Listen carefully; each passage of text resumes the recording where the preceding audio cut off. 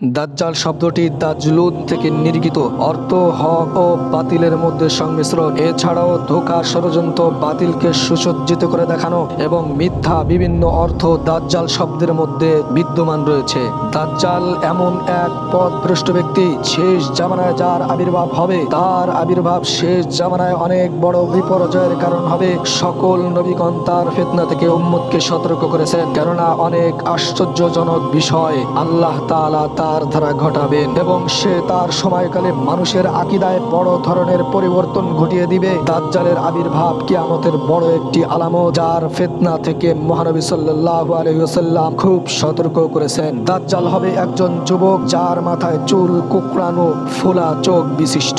সুতরাং যে তাকে পাবে সে যেন তার সম্মুখে সূরা কাহফের শুরুর আয়াতগুলো পাঠ করে। মহানবী সাল্লাল্লাহু আলাইহি ওয়াসাল্লাম তার পরিচয় প্রদান করে মানুষকে সতর্ক করেছেন, কেউ যেন তার খপ্পরে না পড়ে যায়। সে হবে এক চোখ কানা বিশিষ্ট, মাথার চুল হবে অধিক ঘন, তার দু চোখের মাঝখানে কাফের লেখা থাকবে। হাদিস শরীফে এসেছে, তার চোখের উপর নখ পরিমাণ মোটা চামড়া থাকবে। চক্ষুদ্বয়ের মধ্যবর্তী স্থানে লেখা থাকবে কাফের। প্রত্যেক শিক্ষিত অশিক্ষিত মুমিন তা পড়তে পারবে। সে নিজেকে মিথ্যা খোদা দাবি করবে। নবী করিম সাল্লাল্লাহু আলাইহি ওয়াসাল্লাম বলেন, আল্লাহ তাআলার পরিচিতি তোমাদের কাছে গোপন নয়। নিশ্চয়ই আল্লাহ তাআলা কানা নয়, কিন্তু দাজ্জালের ডান চোখ কানা বিশিষ্ট হবে। তার এই চোখটি হবে ফুলা আঙ্গুলের মতো। দাজ্জালের ফিতনা হবে অনেক বড় ফিতনা, যা মুসলমানদের গ্রাস করবে। আল্লাহ তাআলা তার হাতে এমন কিছু আশ্চর্যজনক ক্ষমতা দান করবেন, যার দ্বারা মানুষ পরীক্ষায় পড়ে যাবে। রাসূল আরবি সাল্লাল্লাহু আলাইহি ওয়াসাল্লাম বলেন, আদম আলাইহিস সালাম এর সৃষ্টি হতে কিয়ামত কায়েম হওয়া পর্যন্ত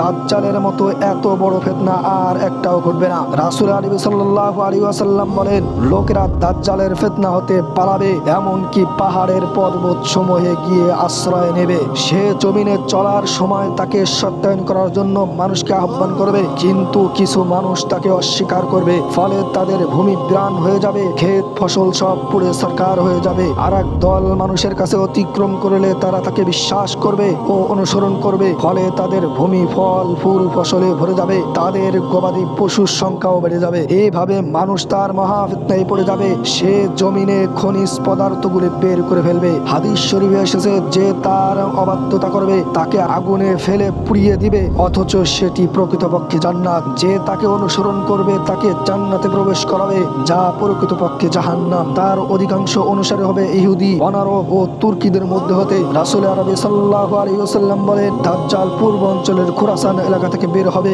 এমন এক সম্প্রদায় তার আনুগত্য করবে, যাদের চেহারা হবে ঢালের মতো চ্যাপ্টা। রাসূল আরবি সাল্লাল্লাহু আলাইহি ওয়াসাল্লাম আরো বলেন, আমার উম্মতের মধ্যে 70,000 লোক দাজ্জালের অনুসরণ করবে। তাদের মাথায় থাকবে সবুজ বর্ণের নেকাব। এমন কোন এলাকা থাকবে না যেখানে সে প্রবেশ করবে না। তবে মক্কা ও মদিনায় গন্তব্য হলেও সেখানে সে প্রবেশ করতে পারবে না। ফেরেশতারা শহর দুটিকে হেফাজত করে রাখবে। রাসূল আরবি সাল্লাল্লাহু আলাইহি ওয়াসাল্লাম বলেন, মদিনায় কানা দাজ্জালের ভীতি কখনোই পৌঁছতে পারবে না। সে সময় মদিনার 7টি দরজা থাকবে এবং প্রত্যেক দরজায় 2 জন করে ফেরেশতা থাকবে। রাসূল করিম সাল্লাল্লাহু আলাইহি ওয়াসাল্লাম বলেন, দাজ্জাল 40 দিন জমিনে অবস্থান করবে।